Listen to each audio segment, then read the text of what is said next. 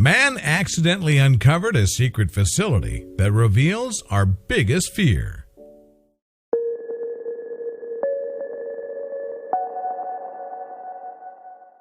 But before we start, please make sure to subscribe to Did You Know and hit the bell so you never miss an upload from us. Also, leave a like right now.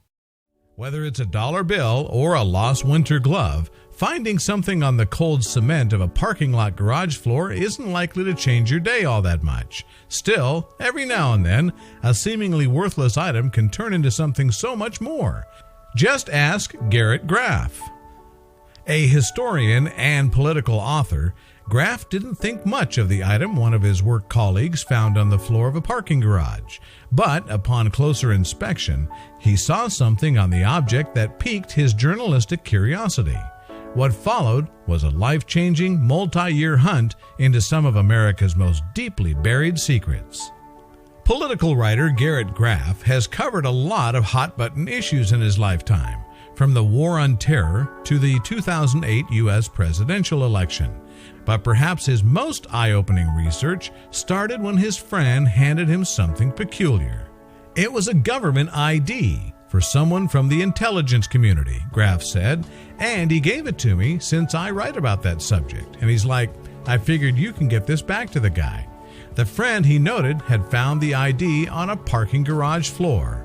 Right away, Graff noticed something peculiar about the ID. Step-by-step driving instructions covered the back of it. So Graff, inquisitive journalist that he was, used Google Maps to locate the directions and destination. And the results surprised him. The directions led him to a mountain peak just over 70 miles outside of Washington, D.C. There, at a peak known as Raven Rock, the road just ended. It led to the face of the mountain, and then nothing. Graff recalled everything else he saw once he made the trip out there.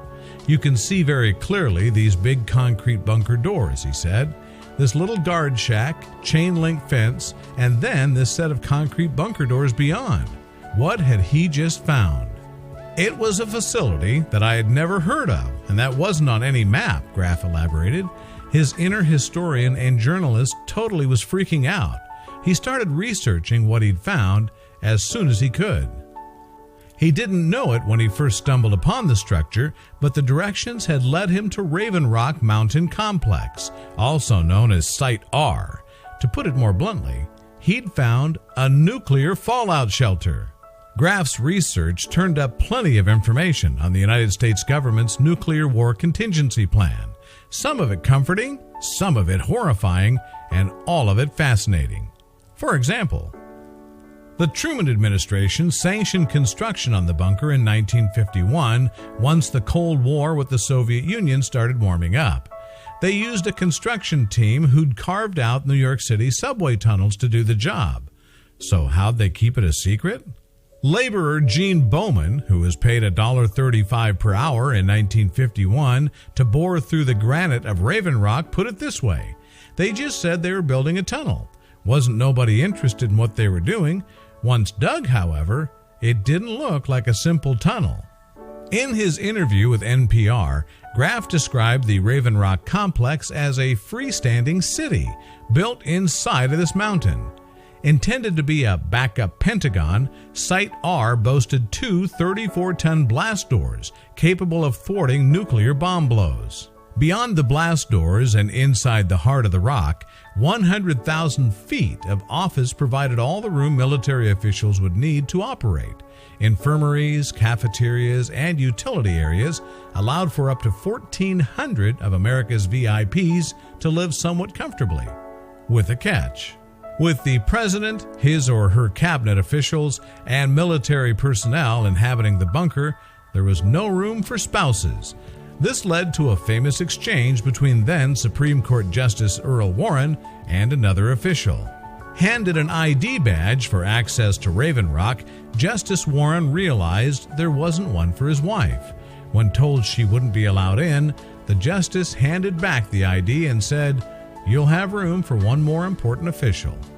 Believe it or not, Raven Rock wasn't just a place for the elite and powerful to hobnob as the world around them fell apart. As Graf discovered, officials set up very specific operation plans for every federal branch, even the IRS and post office. Yep, even in the case of nuclear destruction, the government wasn't going to let people off the tax hook so easily. The IRS had a post-bomb plan that covered how to appropriately tax damaged, rather vaporized property. And where would people get money to pay taxes in an apocalyptic society? Uncle Sam had a plan for that too. Officials stashed away publicly scorned $2 bills in another bomb shelter to redistribute as currency. Other federal departments had assigned duties as well.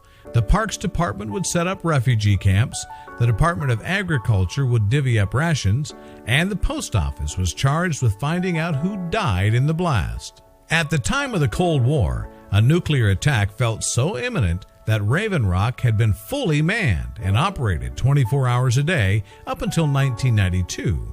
Operations were picked up and modernized once more after the September 11 attacks in 2001. They again run 24/7. Though the ID card Graf received listed directions to only one secret bunker, his research uncovered half a dozen or so other doomsday shelters, like one beneath the Greenbrier Resort in West Virginia here, each more or less the same in function and design. In Cheyenne Mountain near Colorado Springs lie another hidden doomsday bunker. Like Raven Rock, this complex was built in the 1950s and has served as the command post responsible for defending both Canada and the U.S. from air attacks, Graf said. Cheyenne Mountain had reservoirs of water and fuel, doctors' offices, gyms, and even a Subway sandwich joint. So in the event of a nuclear attack, whoever was working the cash register at the time earned a spot among the surviving elite. Through all of his research, though, Graf learned something unsettling. If you're trying to preserve and restart the government after an attack, he explained to NPR, it becomes this very existential question about what is America. As far as Graf could tell, the bunkers provided a disturbing answer. The civilian population will be left to itself for weeks or months at a time, he said, and a small number of senior government officials will be spirited out to these bunkers. In other words, the government's plot to rebuild post-nuclear war America didn't really include the people. Preserving artifacts and a system of government took precedent. But in a time of chaos, what else could be done? Graf dove deeper into his findings in a book he titled Raven Rock, the story of the U.S. government's secret plan to save itself while the rest of us die. To think his journey into some of the country's biggest secrets started with just a lost ID badge. But seriously, what would you do if the world was about to end? Most of us would probably just cross our fingers and hope for the best, but there are a few individuals out there who have gone to extreme measures to prepare. John Hay had it all. He was the co-founder of the popular tea brand Celestial Seasonings and owned lucrative real estate all over the country. Still, there was one lingering fear that kept him up at night: nuclear annihilation. After a period of de-escalation, tensions between the United States and the Soviet Union shot back up in the early 1980s. Both sides were stockpiling weapons and mobilizing troops all over the globe. However, Hay was sure that the Soviets were poised to strike first and that the entire world would soon turn a bright shade of red. America couldn't protect him from this threat. But Hay could protect himself. He was a born self-starter, a former Marine. Hay built Celestial from the ground up by picking herbs in the Rocky Mountains and stuffing them into hand-sewn bags. In 1983, Hay turned his attention to the tranquil Ozark Mountains in Arkansas. He purchased 240 acres of empty land for a mere $146,000. So how would this keep him safe? Well, Hay wasn't so much interested in the woods as he was the gigantic limestone cave that ran beneath them. He believed it had the potential to house the ultimate fallout shelter. Construction began immediately. However, relations between America and the USSR soon improved, and it became increasingly unlikely that any nuclear war would take place. What could Hay do with his half-built bunker? Hay, a shrewd businessman as always, knew how to adapt under changing circumstances. maybe his underground abode could be used not just for survival, but for recreation. He drew up a new plan. After a few more years of intense construction and furnishing, the Beckham Creek Cave Lodge was born. What was once a bomb shelter was now a subterranean high-end hotel. Hay naturally felt quite pleased with its transformation. "I didn't want to come through the war like Tina Turner in Mad Max," he said, "so I created Tinseltown." To stay in one of the cave's 4 bedrooms, guests have to shell out as much as $1,600 per night. Although the rate is as steep as the mountains surrounding the hotel, the price is worth it. Each morning, you can take a hot shower that will wash away the problems and worries that you brought from above ground. That's right, you can stay clean even when you're living in a cave. You can relax and watch a movie on the 75-inch LED TV mounted on the limestone walls. The lodge's thermal heating will keep you nice and cozy, even in the dead of winter. Later on, you could head over to the state-of-the-art kitchen to enjoy a classy dinner in good company.